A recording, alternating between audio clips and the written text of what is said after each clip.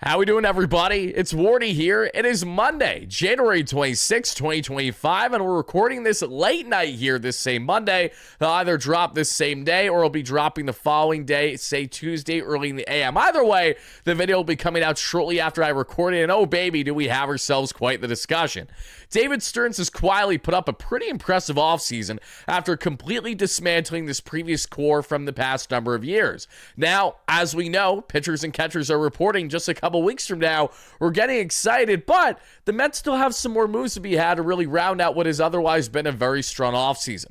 How can the Mets make this offseason better? Potentially even perfect, you may ask? Well, let's go ahead and deep dive the following moves that'll help in that exact regard for David Stearns and this Mets club. We're going to be deep diving the aspects of the rotation, the bullpen, and this Mets lineup. We're going to get into their strengths, their weaknesses, and the potential players that could land here that will fill these voids to varying degrees.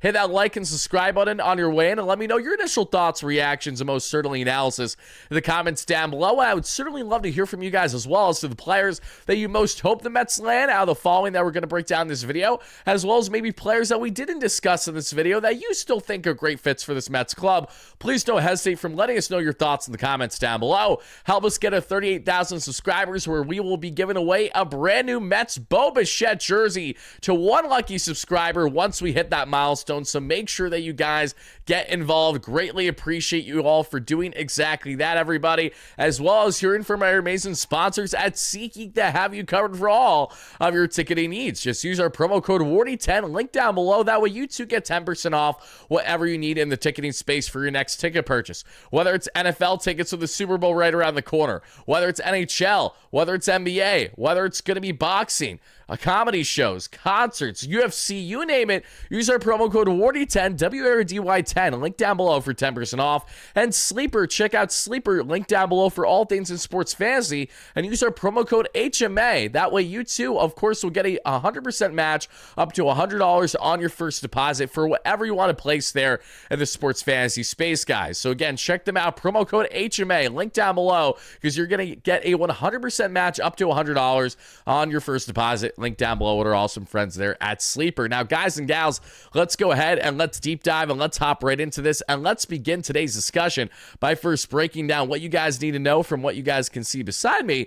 And this is all courtesy of Fangraphs, giving us a nice little deep dive regarding the Mets lineup, the bullpen, and ultimately their rotation configuration. Let's talk about the pros and the cons here, because as we can see right away, I see a lot of pros when I look at this Mets lineup. And right now, I got to be honest, I love how deep it looks on paper. I love the fact that there's a really solid lefty-righty ratio, especially if Mets top prospect Carson Bench blossoms the way that we hope, and as we know, he's already in Port St. Lucie, so he's already getting ahead of himself, getting excited and getting ramped up for what I'm sure will be a big year for him and for this Mets new configuration of an outfield with the following. As we now see everybody, Francisco Lindor at 1, and of course this lineup configuration may still be drastically different by the time we get to opening day, as the Mets still have more moves to be had, and naturally Carlos Mendoza may not do exactly to a T what Fangraphs is suggesting here. But you have Lindor at 1, Soto at 2, Bichette at 3, Polanco at 4, Semien at 5, Beatty at 6, Alvarez at 7, Robert at 8, and then we, of course, have Carson Bench at 9. And right away, outside the fact that I love the lefty-righty ratios, I like Will Salmon, as we broke down in our 1 hour long exclusive conversation 72 hours ago on the platform, that I implore you guys to check it after watching this one. We both agree this lab still looks too top-heavy, especially when you look at the risk of guys like Semien, Beatty, Alvarez, Robert, Bench. We know the upside with all these players, but we also know the floor as a Mets team that very well could be around league average at best offensively when looking through 5 through 9, when you, of course, want a little bit more depth, maybe a little bit more oomph there for a Mets lineup that's trying to go toe-to-toe. Not only is the best team in the National League East, but certainly one that can really try to slay the dragon, which is the big bad Dodgers. How do you do that? By adding more to the strengths that you currently have. And something that I really cannot wrap my head around still, and we'll see if this holds true by the time we get to spring training, is that I really can't see a world where Jorge Polanco is the Mets' predominant first baseman next season. I just don't think it's going to happen. I think the Mets are going to have Polanco platoon with one other guy at minimum, if not two, where Polanco might be getting 40 to 50% of the reps at first base at most, but I really think he's going to have a good chunk of playing time at the DH position. So, if the Mets are going to at all have an appetite to still add another bat, in which you would obviously trade one or multiple Mark Vientos, Brett Beatty, and Ronnie Mauricio to make this more roomy for the roster, okay? Because I understand Vientos right now makes logical sense as a first base platoon at DH with Polanco. But do the Mets really want to go down that route? Do they really want to prioritize the defense? And David Stearns has stated, if so, I'm not exactly sure how they're helping themselves by putting someone who has not shown any defensive value and Mark Vientos getting a consistent time there. This is not a slight on Mark. If anything, I'm saying this more so because I think Vientos is deserving of everyday reps, and it isn't going to happen with the Mets. It just is more than likely not going to. So for Vientos' development in his career, it's probably best to be dealt. In the case of Ronnie Mauricio, another infielder in this mix for the New York Mets, would make sense. The Mets trade him. He still has a minor league he still has a minor league option left, and he's someone that could be of value elsewhere depending on what his role may be. Beatty, I love, and I still think could have a fit and role for this team as this ultra utility player that still might be able to get, say, 500 plate appearances, but to be determined as to really how many reps he gets from left field to maybe some time at first base to DH. There's still a lot of uncertainty there. So how do the Mets shore up the certainty when looking at this lineup? It's by going out and landing one more quality bat, and the likelihood of them finding this bat in the outfield isn't as strong, unfortunately, as much as I wish that wasn't the case, everybody. So because of the fact that we know that there's a stronger likelihood still of the Mets, if they're going to find a quality bat, they're probably going to find a better one for their infield than their outfield, because realistically, they're not going to trade for a guy like Jarren Duran right now. And when you look at the outfield bats that are available that we'll get into, they're more in the realm of platoon outfield fits than guys that are everyday players, because the Mets don't want an everyday player to essentially block their top outfield prospect in Carson Bench, which I respect. So let's say, for argument's sake, again, that the best way to still add more oomph to this lineup is to add someone for the infield/DH. When I think of infield/DH, there are a couple batters right away that, of course, cross my mind, and one of them is the guy who you guys saw as soon as we started this video, and we'll talk about him again. As you guys can see with the highlights beside me, he's a player that I've been calling for a while. I know my good buddy Jake Brown has been calling for him for a while this offseason as well. We've talked about him extensively together, as a matter of fact, and that's the veteran bat in Yandy Diaz, guys. I think Yandy is the fit. I've been saying this for a while now, and I understand all the pros and cons. Let's get into them right away. Here are the pros with Yandy Diaz. You're bringing in a veteran quality bat that casually hits around 300 and still gives you anywhere from 20 to 30 home runs this season, anywhere from 75 to 95 RBIs, and someone who, of course, grinds out at bats, gets on base at a tremendous clip, and has coming off of a season batting 35% above league average. So the offensive value's there. He's been a clutch cane with runners in scoring position over the years for the Rays. He's handled big playoff moments in the past for them as well, and he has a 2027 club option, which essentially means that he's basically a rental in the way that a Luis Robert is for the Mets on that 2027 club option type contract as well. So there's no long-term commitment, which would be enticing for the Mets. And for whatever the Rays may be asking for, the Mets have so much to offer, okay? Again, it makes so much logical sense, in my opinion, to trade a guy like a Mark Vientos to a Rays team that would actually be able to give him more consistent reps at first base/DH than what the Mets can comfortably do right now. And they get a young, controllable asset that, yes, doesn't have any minor league options left, but still might be able to get more out of on the offensive end, especially in a bit more of a bandbox hat this season back at the Trop than what you're going to get at Citi Field. So again, you don't need to necessarily trade Mark Vientos. I'm just using him as an example. The Mets have so much MLB-ready talent that the Rays could dabble in, where the Mets wouldn't lose sleep over what they're trading. Is not only is this because David Stearns has had more moves happen with the Rays in their front office than any other team in baseball since he became Mets Pobo 2+ years ago, but it's also the fact that, again, for what the Rays typically give up and what they acquire, the Mets have so much that can make this work. So that's what you see in all the pros. The cons is pretty simple. Yandy Diaz is entering his age 35 season. He's not the best base runner, and he's not overly defensively sound. So would the Mets be upgrading their first base defense by acquiring Yandy Diaz? I can't say in comfortable confidence that that's what would be happening here. What I can say in great confidence, however, is that Yandy Diaz is still going to play a better first base for you than Pete Alonso. And when the bar is that low, naturally one does have to wonder exactly how high is David Stearns trying to raise it after he now plans to have Jorge Polanco, who's never played first base at the major league level, looking like he's going to be our main first base option next season. So if you bring in someone like Yandy Diaz, this is how it works so seamlessly for this organization. You can plot him right away in the heart of this lineup. Yandy Diaz is such a tremendous hitter that if you added him to this lineup with the hitting savant and Bo Bichette, with what you just got in Jorge Polanco and everything else in company, this easily, in my opinion, becomes the deepest lineup in baseball, with the exception what the Dodgers are building. I really don't think that's much of an exaggeration. Think about it, everybody. Francisco Lindor, Juan Soto, Bo Bichette, but instead of it being Juan Soto, Bo Bichette, Polanco, it's Juan Soto, Bo Bichette, Yandy Diaz. Then it's Polanco, and then everyone gets shifted. So Semien starts at the 6th spot, and then you essentially go on from there. That completely changes the complexion of the lineup, where Luis Robert, again, is still batting low for you. When he's going to get pitches ahead, you know he's going to thrive.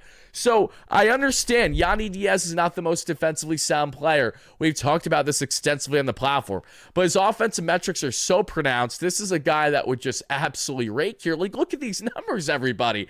They're ridiculous. This is per Baseball Savant. For those that don't know what this website is, these give you percentiles for league-wide numbers on a scale of 1 to 100. If you're in the 100th percentile for a statistic, you're the best in baseball. If you're in the 1st percentile, you're the worst in baseball. So for context, outside of sweet spot percentage, where Yandy just isn't good at for whatever reason, he's tremendous in expected batting average, 94th.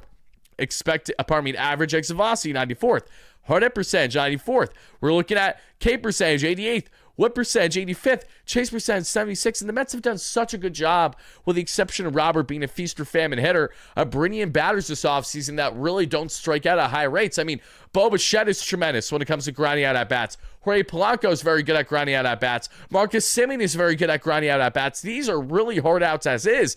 If you put Yandy Diaz in the heart of this Mets lineup, oh my God, are you kidding me? Literally, are you kidding me? Because this team just gets that much better that fast. So, and listen, Yandy Diaz is right at the point now in his career where if he's not traded by the Rays now, he's probably going to be one of the hottest trade chips at the trade deadline. So this very well could be a circumstance where maybe the Mets can't land him this offseason, but it doesn't mean that they can't circle back and try to make it happen at the deadline, the way that they showed heavy interest in Brandon Lowe from the Rays at last year's trade deadline. Of course, the Rays held on to him in the end, but then they traded him the ensuing offseason over the past couple months to the Pirates and a 3-team trade with the Astros. So we know the Rays have an appetite to trade some of their veterans, especially if they're making solid money or towards the end of their deals. I think Yandy Diaz is right at the prime of the sense of his trade value still. I think if they wait another year, that could hurt things because he's not getting any younger, and he's someone that, again, has steadily sat right around anywhere from a 290 to a 300-plus hitter. I mean, Buddy batted 330 with a 410 on base and a 932 OPS in the 2023 season.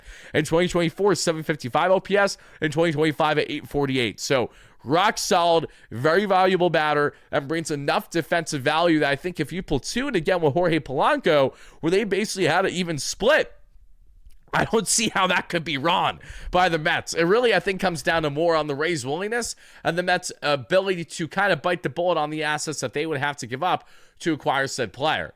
But okay, let's say Yandy Diaz doesn't happen. And let's say the most logical route for the Mets is to acquire a bat in the free agent market still, because they'd still rather maybe sign a guy to short-term high AV instead of giving up some assets, when maybe there's a guy out there that can check off enough boxes for them. Well, there's one other bat that's currently available in the free agent market that I think could do enough to give them immediate impact on the power front, especially to help make you forget more on the loss of Alonso's power that the Mets no longer have. Why not go after one of the most consistent sluggers in the National League outside of Pete Alonso, and Eugenio Suarez? And I understand Suarez is not nearly sexy on paper. The reason why the soon-to-be 35-year-old veteran infielder / DH doesn't have a payday yet is because he's not a defensively sound player.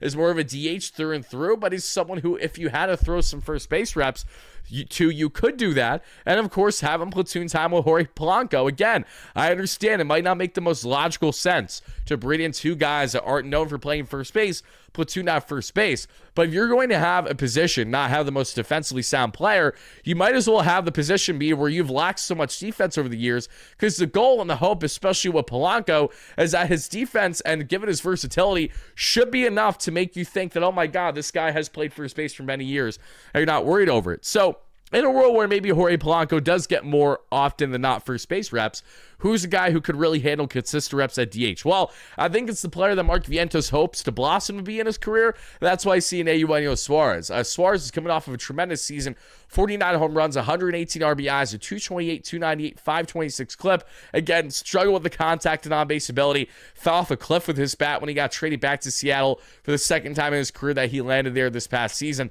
Thrived in the bandbox in Arizona. So I definitely think there's an argument to be had that Suarez thrives directly in hand with being in bandboxes. You know, going back to his massive 2019 season where he just fell short of Alonso's most home runs in the National League that year, it was because he was playing in Cincy half this season, right? Then we look at Suarez dominating this year. It's a walk year in Arizona, try to get the payday, and then he gets traded to a place where bats usually go to die. Not according to Jorge Polanco, at least, who was his teammate, actually, there down the stretch. So maybe that would be a good thing in helping rekindle these relationships. But as you guys can see here, when it comes to barrel and, of course, hard hit percentage, Suarez hits the piss out of baseballs. Problem is, he's so swing or miss, he's so feast or famine as a hitter that the Mets brought in someone like him would be counterintuitive from trying to build a lineup that's trying to ground out at bats, as Suarez falls more in the category of Robert that can really be, again, feast or famine what you're getting with the offensive approach. But I'm telling you right now, if Polanco's at first base more often than not and Suarez was at DH, that lineup is still deeper than what we have seen in many years for the Mets, because the Mets have found no consistency of power at the DH position in particular that they've had since it became universal in the 2022 season or so. And that's really been a joke, in my opinion, by the Mets when looking at them versus the rest of Major League Baseball, because the DH is the exact position that you should maximize power more than anything else. The Mets have mightily struggled to do so. Adding Suarez, who's a lock to give you 30-plus home runs a year, helps in that regard. Even with the metrics, maybe you're not favoring him as much half a season, more of a pitcher's park like Citi Field versus what he's played in the past in Cincy and in Arizona. Suarez is a guy that if you have to throw at third every now and then, if maybe you want to give Bo Bichette an off day and put him at DH, you could certainly do that. And he is also someone that you can throw at first base, albeit I'm not telling you that he's going to be a stud defensively, because I don't think that would actually hold true in the end. But Eugenio Suarez is an interesting bat available in the market. It feels like he's not going to get a contract beyond 2 or 3 years right now of solid AAV, but that's exactly why we're kind of having the conversation on Eugenio, because he kind of checks off the box as someone who can be brought in, not going to cost you too much, not going to have much long-term commitment at all, and he's certainly a greater certainty on what you're getting versus Mark Vientos, and is a greater certainty in Brett Baty in what you're getting on the offensive end from a power standpoint, and is obviously a greater certainty in what you're getting the big question mark in Ronnie Mauricio. So this is all about trying to make this slot more certain. Do I think Yandy Diaz is a better fit? Undoubtedly. I'm taking Yandy Diaz 10 times out of 10 over Eugenio Suarez. I'm not thinking twice about it.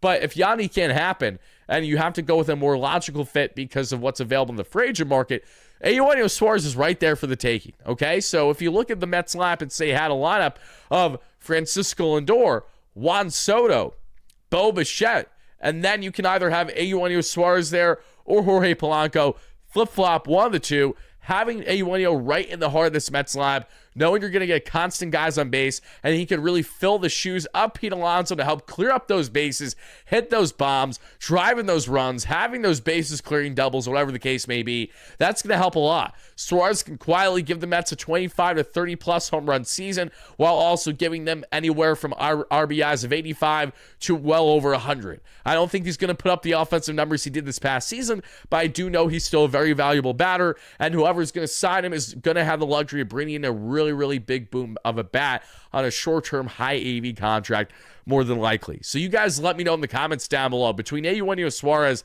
and Yandy Diaz, if the Mets had to settle with one of those two to kind of shore up the line. But I'm not saying that they're going to. I'm just saying that they should, because this is really the way to help perfect their offseason, in my opinion, to bring in more certainty. I'd love to know between those two, which one is more appealing to you and why. There's just one more batter that I'd like to talk about with you, everybody, before we talk more on the pitching.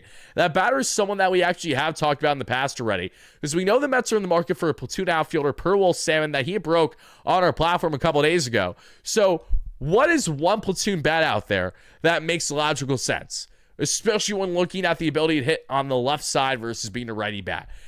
You know what? I understand maybe there's an argument to be had that you want a righty bat that can counter Carson Bench in left field, but knowing the uncertainty of Carson Bench, we don't exactly know how much playing time is going to get the Mets for the Mets next season. And if we focus more on the floor versus the ceiling, you're going to want some comfortability there. You're going to want some protection. I think Mike Tauchman, the former teammate of Luis Robert this past season, would really help in that regard. This is a guy who knows exactly what his role is. He's known for being a platoon outfielder the past number of years, and he's handled it comfortably. He had a 263 average, a 356 on base, and a 400 slug for the White Sox, mind you. A 15% above league average. As a matter, not going to be overly defensively sound, but he's in left field, so you can handle that. You're not expecting him to be this gold glove darling, right? So Mike Tauchman, in my opinion, is one of the most attractive short-term platoon bats Mets could find themselves landing this offseason. Of course, Starling Marte, you could try to run it back with, especially if you maybe want to platoon the righty versus lefty matchup there. By having Benj get certain matchups versus Marte to begin the season in left field, you can go down that route. I'm not saying you can't. There are some other outfield options that do make levels of sense here, but Tauchman has always felt one of the most attractive in the free agent market to me for what the Mets can need. Because again, if you are not going to have Carson Benj on the lap, I would still argue that you would still want a lefty bat coming out of that left field. If you do that, then again, going back to how deep this Mets lineup is, when you look at the righties versus lefties, we'll just take a look for 1 second, everybody. Again, you have a really good balance because right now, let's say you're facing a right-handed pitcher because you're going to more often than not. All right, you got lefty and Lindor because switch hitter, lefty and Soto, righty and Bichette, lefty and Polanco, righty and Simeon, lefty and Beatty, righty and Alvarez, righty and Robert, and then you'd have lefty and Tauchman if it's not going to be Benj there. I love that balance. I really do. If you add Marte in there, again, it's not going to be crazy. But still, I think the Mets are in a really, really good and unique position where for the outfield, because they're not getting a Kyle Tucker or Cody Bellinger as much as we would have liked, they settle with Robert because they think that after bringing in Bo Bichette, that they can now handle kind of the risk versus reward and the floor versus ceiling for someone like him. And I understand Robert very well could have 30 home runs for the Mets next season and have, anywhere from 75 to 90 RBIs and steal 30 plus bases and be that truly elite 5-tool talent again. We'll just have to wait and see. But I think a way to kind of help Robert get further comfortable, I can't see how it would hurt by bringing in, I'm sure, what was a good teammate of his from the past 3+ seasons there with the White Sox, who, again, knows his role. So it's not like that this is a circumstance where you had Harrison Bader in 2024, who, of course, just signed on the 2-year deal with the Giants today to be their starting center fielder. So now the Giants have 2 former outfielders in Harrison Bader and Drew Gilbert with their new manager and Tony. So we'll see how that works. But Bader was kind of sour in first and second half of 2024, platooning time with Tyrone Taylor.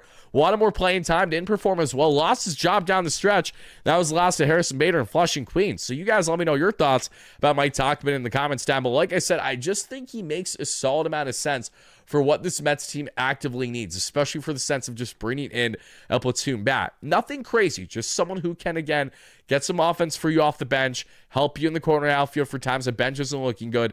And if, say, God forbid, Tauchman doesn't look great and Benj doesn't look great by the time we get closer to the trade deadline, reassess and try to see if you could add a more quality outfielder that can bring you more of an upside to your offense when the time is right halfway through the season. Should be something that you can bite the bullet on until then, though, if things really don't go as planned. But let's go on from talking about this Mets lineup to now talking about this rotation. Because as of now, everybody, as you guys can see, the Mets rotation consists of Freddie Peralta, Noel McLean, David Pearson, Clay Holmes, Sean Manaea, and Kodai Senga.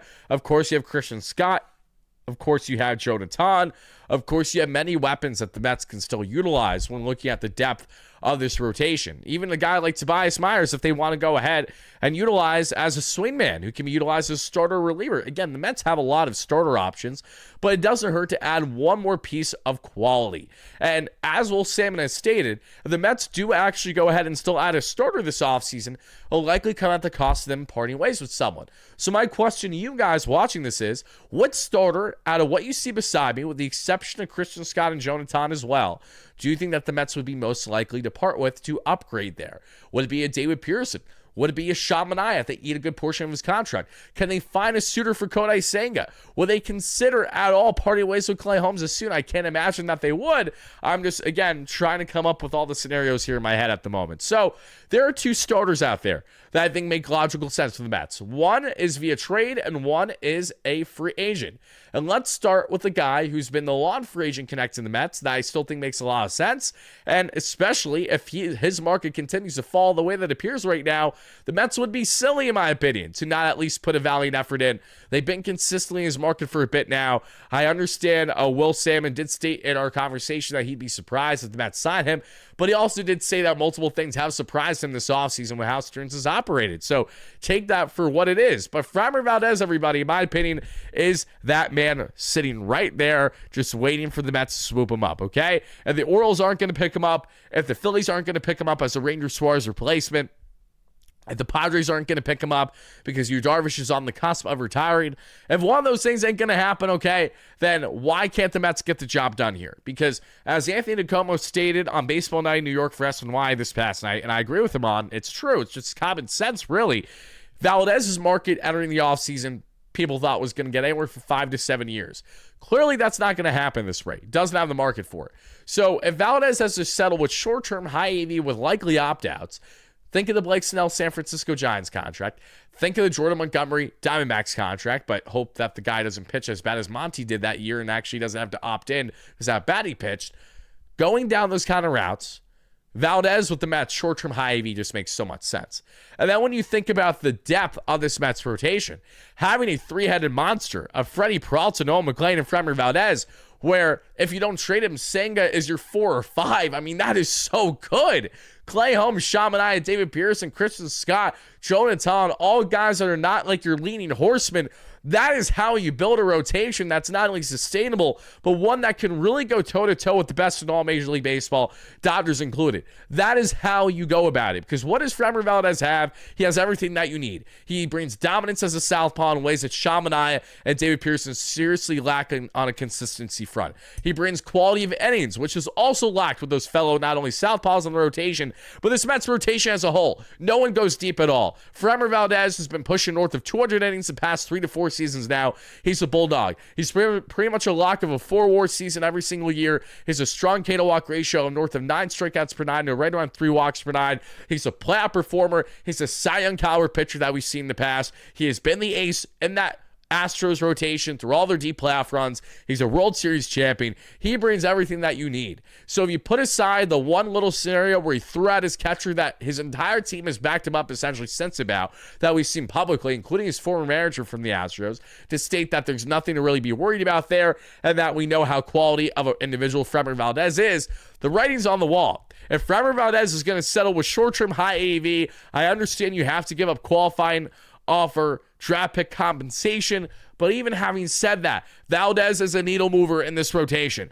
That takes this rotation to an even another level. The Mets make this kind of move happen, that can not only make them feel great about how their rotation looks heading in the season, but that's the kind of move that helps balance your lineup if, say, you don't do anything else offensively. If you don't sign a Yandy Diaz, if you don't sign a Eugenio Suarez, and if you go with what you're rocking with right now, the easiest way for us fans to bite the bullet on maybe the floor versus ceiling of this lineup is if you add greater certainty with your rotation. That's what you would be doing by bringing someone to Framber Valdez's status. So again, you guys let me know if you're for or against Framber Valdez in the comments down below. Short-term high AV, it's as simple as I get it done. And if I see a rival in the NL East or the National League get it done, if it's not the New York Mets, I'm going to be pissed because he just makes so much sense. Unless they go ahead and CF around and trade for a starter. And the one starter that I'm really going to be beating the drum on because I know the numbers aren't the most sexy, but he just feels like such an obvious fit of someone who can eat north of 200 innings, who's handled the NL East his whole career, knows his team very well, and the Mets know him very well. A lot of players love him on this team. Let's go ahead and let's bring in Sandy Alcantara, okay? This is the kind of move that I really do think that Sandy, again, inflated ERA, had a terrible first half this past season, dominating the second half, dominated the Mets throughout the year. This is a guy that the Mets bring in, still throws, again, 98 to 100 plus on the gun consistently. The Mets can rework his arsenal with Justin Willard, their new pitching coach. He is a horse. Sandy is another pitcher that would take this rotation to another level. You're getting a guy that can consistently go deeper into games for you, 6, 7, or even 8 innings. Don Mattingly drilled him into the ground when he was manager for the Marlins a couple years ago. And that's in part why Sandy missed like all the 2024 season due to injury. But back in 2025, still got 31 starts in 174 innings.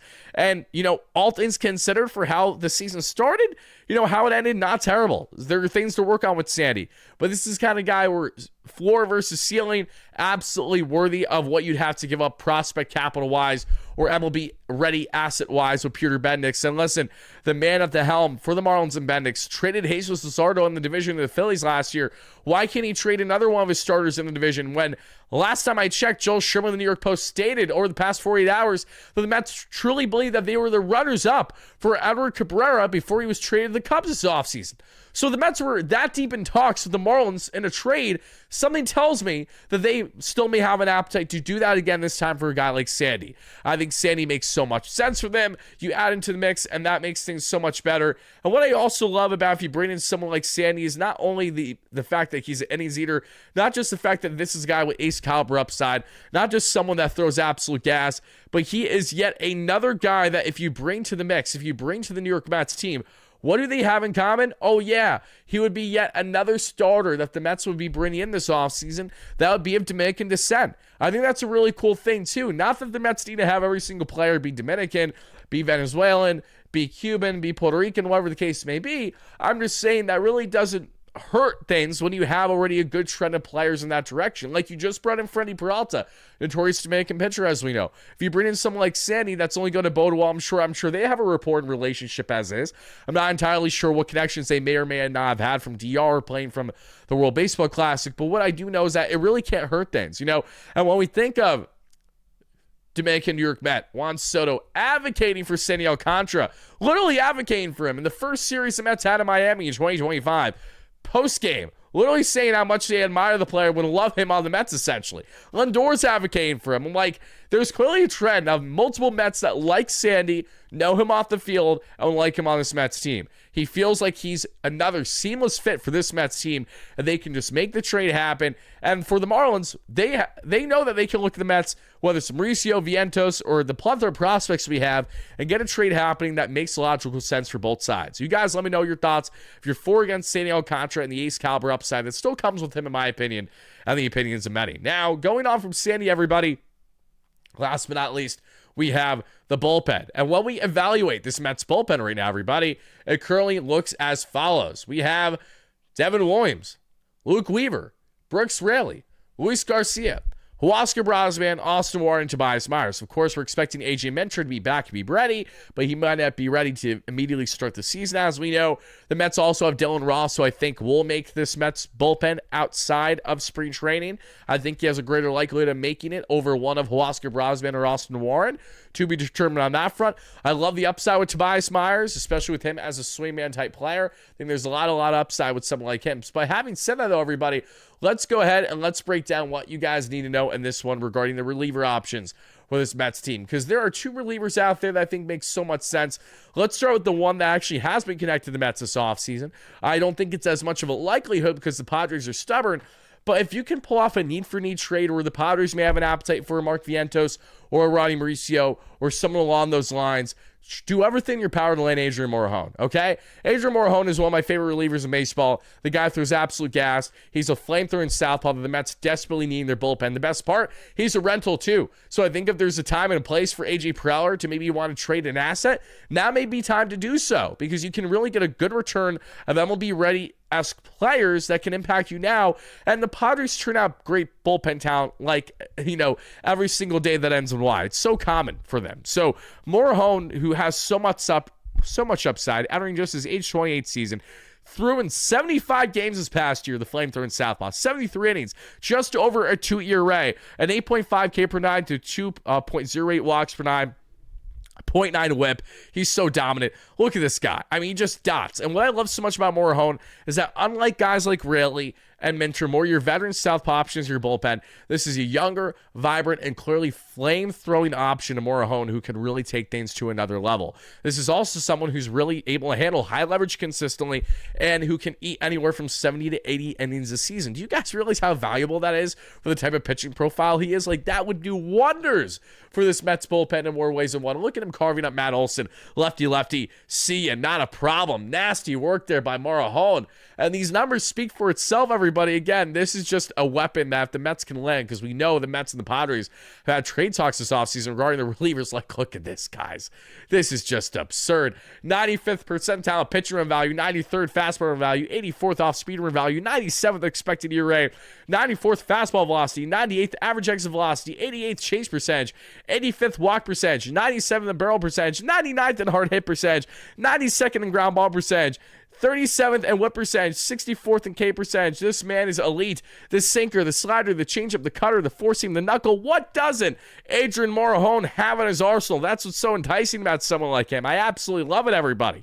Morejon is the man. If the Mets are going to give up any assets in a need-for-need trade with somewhat of a rival in the NL, do it with Preller and the Padres. Give them some pieces that can impact them in their lineup now. And return, let's get a bullpen. Let's get a reliever, rather, that can impact us so dominantly at the moment where it would really make sense for both sides. Because I know the Padres can probably get more immediate value out of one of Mark Vientos or there and Ronnie Mauricio than what the Mets currently have available. It especially makes sense after they, of course, let Ryan O'Hearn walk this offseason. So, to be determined if something like that can happen, but I'd imagine that isn't far off from maybe what it would take to lend Morejon beyond, as well as maybe adding somewhat of a quality prospect. Have to realize he's a rental as a reliever. I can't expect the Mets to give up a Kane's ransom here, but love Morejon. Love his profile, but if you're not going to trade for him, then you should go ahead and trade with the Tampa Bay Rays, like you've so famously done, David Stearns.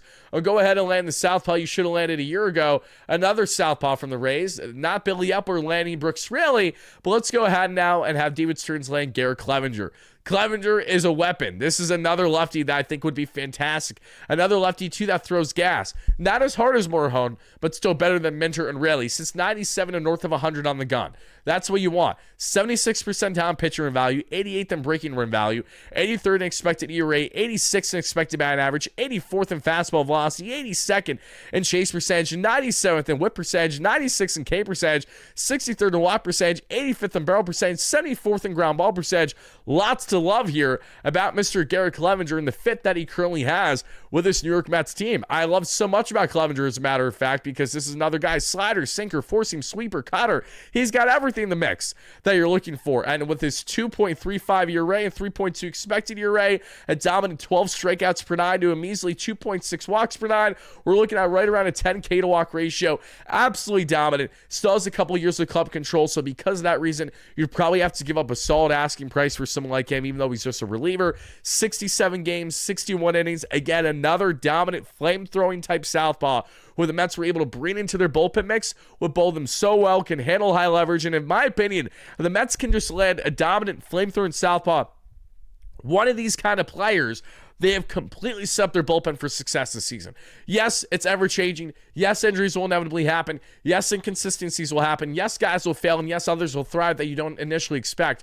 But Clevenger and Morejon, these guys are really certainties of what you're getting. And if you add them with Raley and then with Minter when healthy, before you know it, the Mets have three rock-solid lefties in their bullpen, which is something where we have been begging on our hands and knees for many years to just have one quality lefty.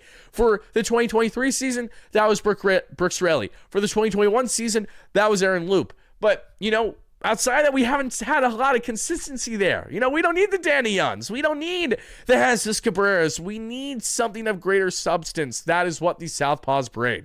So let me know your thoughts, everybody, in the comments down below if you're for or against Garrett Clevenger. But that is going to do it for our video, everybody. Like I said, I want to break down players. We broke down how many? 1, 2, 3, 4, 5, 6. 6 players for each and every one of you. So let me know which one you think is most enticing, maybe most likely for the Mets to still land this offseason. Maybe let me know which one you think is least likely.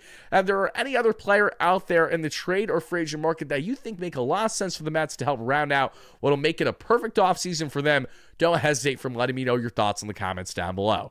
Thank you guys again so much for watching. I greatly appreciate it. And as always, no matter what, let's go Mets. Peace out, everybody. Talk to you again real soon.